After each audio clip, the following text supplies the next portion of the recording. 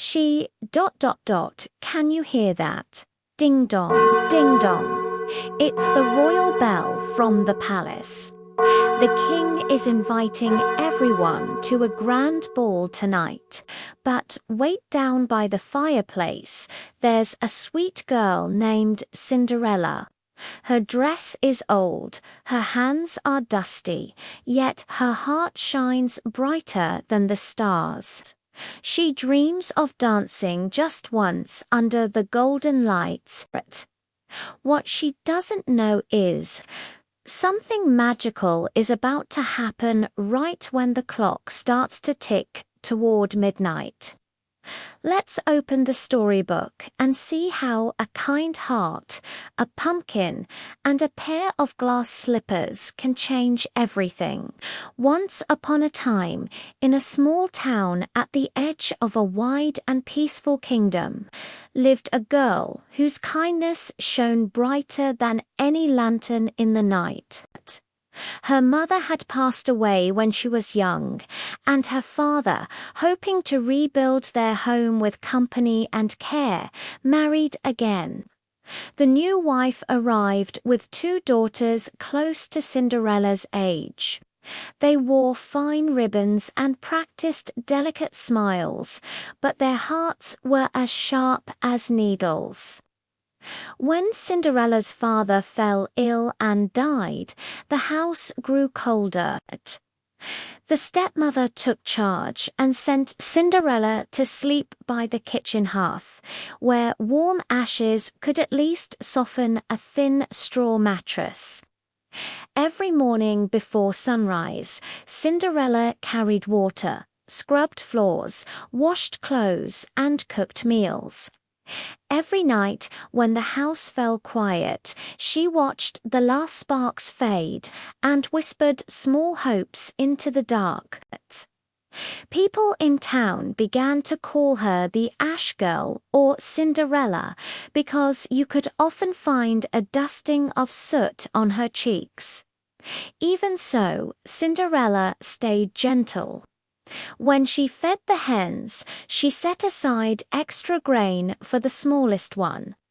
When she needed bread, she hummed songs so the dough seemed to rise lighter.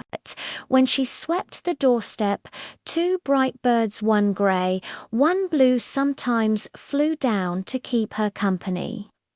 In stories told from Europe to Asia, the helpers change fish, birds, even a blessed tree, but the lesson is the same. Kindness recognizes kindness. One spring, a royal messenger rode through town with a trumpet and a scroll.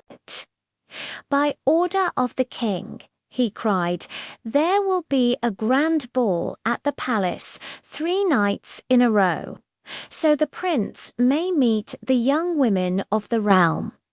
The stepmother and her daughters squealed with excitement. They flung open trunks, tried on gloves, and argued about pearls versus ribbons. Cinderella stitched hems, polished shoes, and pinned hair with steady hands. "May I go, too?" she asked quietly. "You," her stepmother said, eyebrows high, "a girl who sleeps in ashes. Finish every chore in this list, and if you still have time, we'll see." The list unrolled and unrolled again: laundry to wash, beans and lentils to sort, a kitchen to shine until it reflected candlelight. The stepsisters swept out of the house the first evening in clouds of perfume and silk, promising to dance until the moon went home. Cinderella tried, she truly did. She worked until her back ached and her fingers cramped. When the last dish dried and the last lentil clicked into place, she was too tired to hold up her head. She went to the garden to cry where no one would hear. But that's when help arrived, because in every version of this story, help comes when it is most needed. Some say it was a fairy godmother in a silver cloak.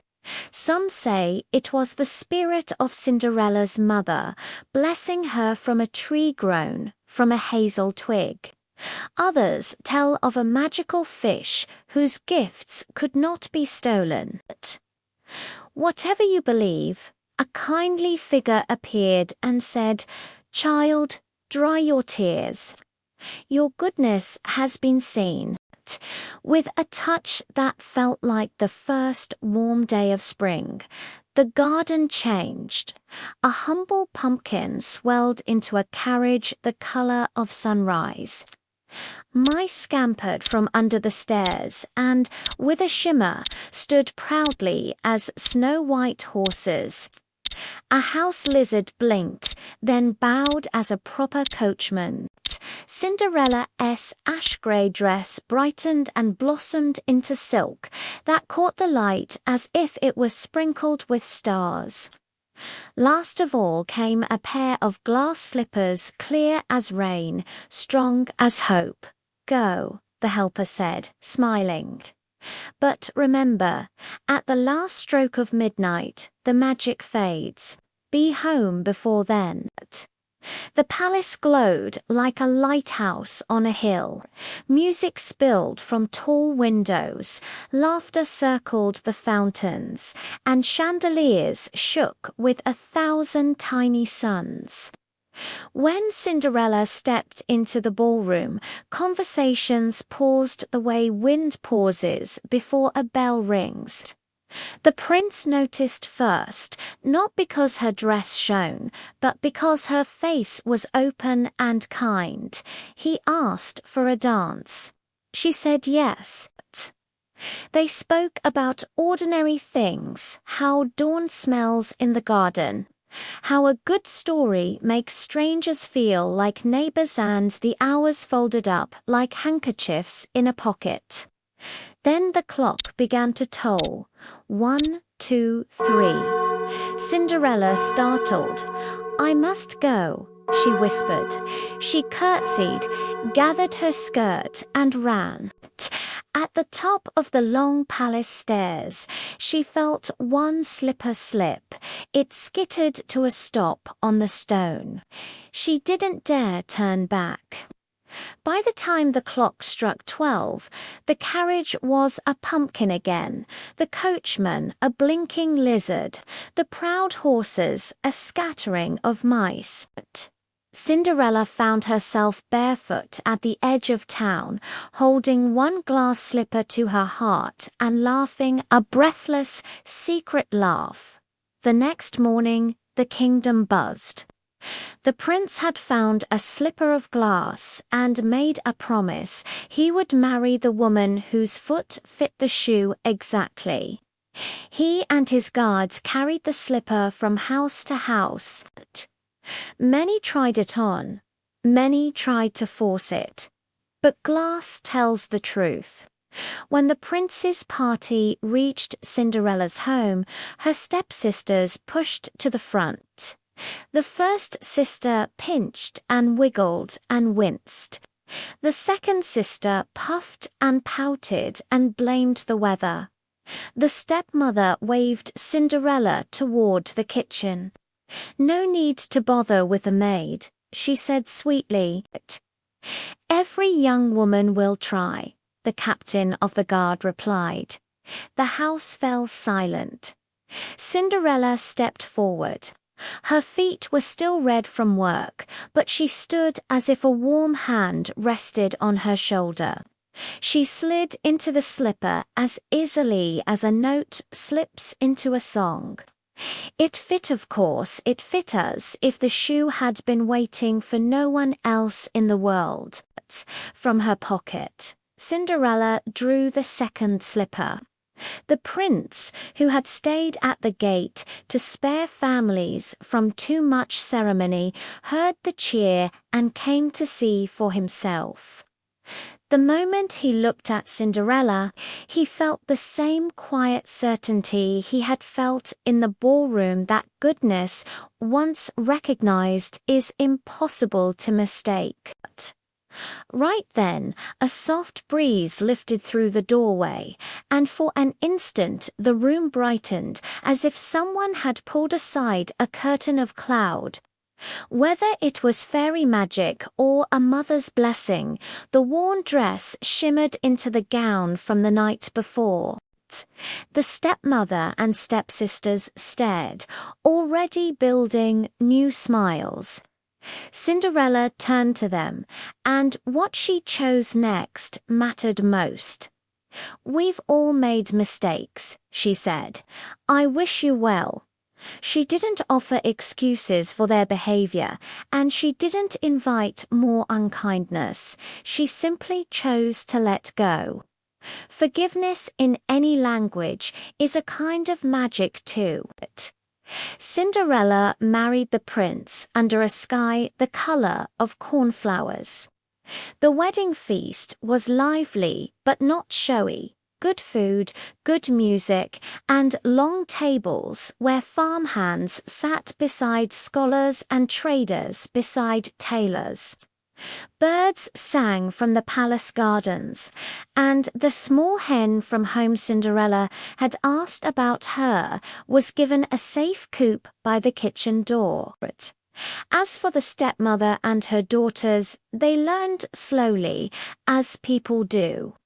Kindness took root where envy had lived, and in time they were grateful for the second chance. Cinderella and the prince visited the town often, not to be admired, but to listen, to help, and to remember the girl who had once slept by the hearth and still believed the world could be gentle. And if you ever doubt whether goodness matters, listen to the stories people tell in many places by many names. The details change: a fish instead of a ferry, a hazel tree instead of a wand, wooden shoes or silk, but the heart remains. Work hard, be brave, keep your kindness, and when help comes, take it with gratitude. As for Cinderella, she and the prince grew old side by side, steady as a pair of well-made shoes, and they lived truly happily ever after. And so, our story of Cinderella comes to an end with a truly happy ending. Sweet little ones, remember, Cinderella found happiness not just because of magic, but because she was kind, hardworking, and forgiving. When you are gentle, helpful, and keep smiling even when things are hard, good things will always find their way to you, just like the magic found Cinderella. Always remember, a kind heart is the most beautiful thing in the world.